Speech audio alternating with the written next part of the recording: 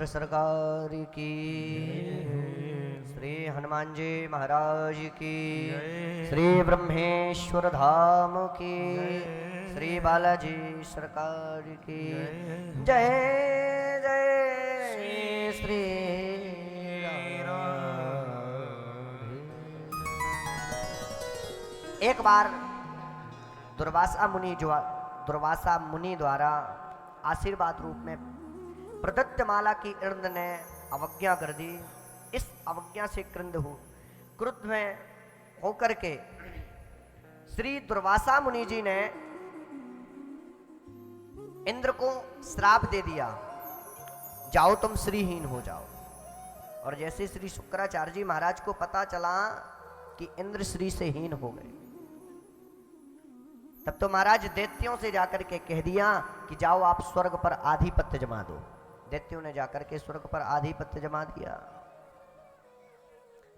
सभी देवता बेचारे नारायण प्रभु के शरण में पहुंचे। नारायण प्रभु की शरण में पहुंचे, कहा महाराज अब आप ही बताइए कोई उपाय क्या करना चाहिए।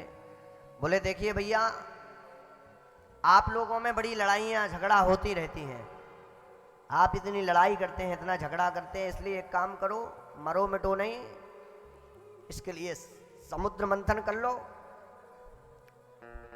अमृत निकलेगा वो पी लेना, अमर हो जाओगे तो किसी भी प्रकार की चिंता नहीं रहेगी आपको। ठीक है महाराज। दैत्यों और देवताओं में संगुष्टि होकर के समुद्र मंथन की तैयारी चल रही है। अब जब समुद्र मंथन की तैयारी चलने लगी तो महाराज अब समुद्र मंथन के लिए थोड़ी बहुत तैयारी थोड़ी चाहिए, बहुत बड़ी तैयारी चाहिए। तो जैसे महाराज समुद्र मंथन की तैयारी करने लगे, कोई त्रुटि हुई, श्री गणेश जी महाराज को निमंत्रण नहीं किया, श्री गणेश जी महाराज का स्मरण नहीं किया, श्री गणेश जी महाराज की वंदना नहीं की। वक्रतुंड महाकाय सूर्यकोटि समप्रभा निर्विघ्नं कुरु मे देवो सर्वकार्येषु सर्वदा। श्री गजानन भगवान सारे विघ्नों बाधाओं को हरने वाले हैं। श्री गजानन महाराज रुष्ट हो गए। अब तो महाराज नारायण प्रभु की शरण में पहुंचे। नारायण प्रभु ने पर्वत को उठा करके गरुड़ पर रख करके समुद्र तट पर पहुंचा दिया। अब भगवान ने कहा कि जाओ भैया रस्सी का प्रबंध करो।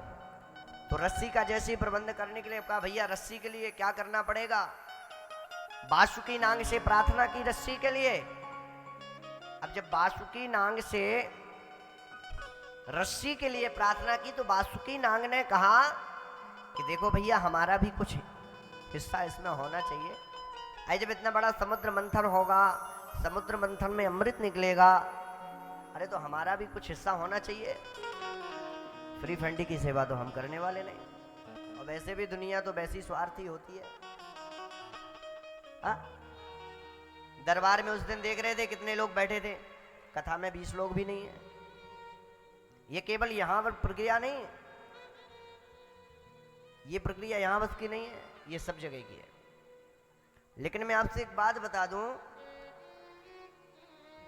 जबलपुर क्षेत्र में आप जितने भी कार्यक्रम करोगे, नरसिंहपुर जबलपुर, आप ये समझिएगा वहां के भक्त भैया पूछो ने, अच्छी गर्मी में और अच्छी सर्दी में जब तक पूरी कथा नहीं हो जाएगी, जब तक ऐसे ही बैठे रहेंगे।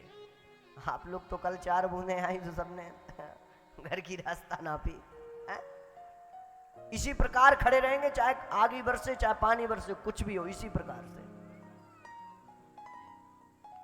अरे जब 18 पुराण हो रहे हैं, 4 वेद हो रहे हैं, 6 शास्त्र हो रहे हैं, तो आसपास के क्षेत्रों को भी लोगों को सुनने के लिए पहुंचना चाहिए। लेकिन यहाँ तो पूरे गांव के भी लोग नहीं है, लखरावन के। लेकिन इसमें हमें कोई दिक्कत नहीं है। हमें तो क्या, हमारा तो कर्तव्य है कि केवल परमात्मा के गीतों का गुणानुवाद करना और परमात्मा तक, आपके यहाँ तक पहुँचाना। हमारा काम पैसा कमाना नहीं है। मैं यहाँ पैसा कमाने नहीं आया हूँ, ये ध्यान दीजिएगा। अगर मुझे पैसा कमाना होता तो मेरा एक कार्यक्रम इसी के पहले दिल्ली में था, लेकिन मैं पैसा कमाने नहीं आया हूं। मेरा केवल लक्ष्य यही है आज हमारे पास नेपाल से कुछ न्यूज पत्रकार आए थे, नेपाल से आज न्यूज पत्रकार आए, उनने हमारा इंटरव्यू लिया। तो इंटरव्यू ने उनने एक दो बात पूछी, तो मैंने कह दिया, मैंने कहा देखिए जो हमारे बुंदेलखंड, भारत भूमि में जो हमारा बुंदेलखंड है वो सबसे निराला खंड है पूरे भारत में। हमने कहा आप देख लीजिए जितने भी महापुरुष प्रकट हुए वो बुंदेलखंड से प्रकट हुए, हमने जितने भी प्रकट हुए सब बुंदेल। और भगवान श्री राम ने भी वनवास के समय सबसे ज्यादा समय चित्रकूट धाम बुंदेलखंड में दिया था।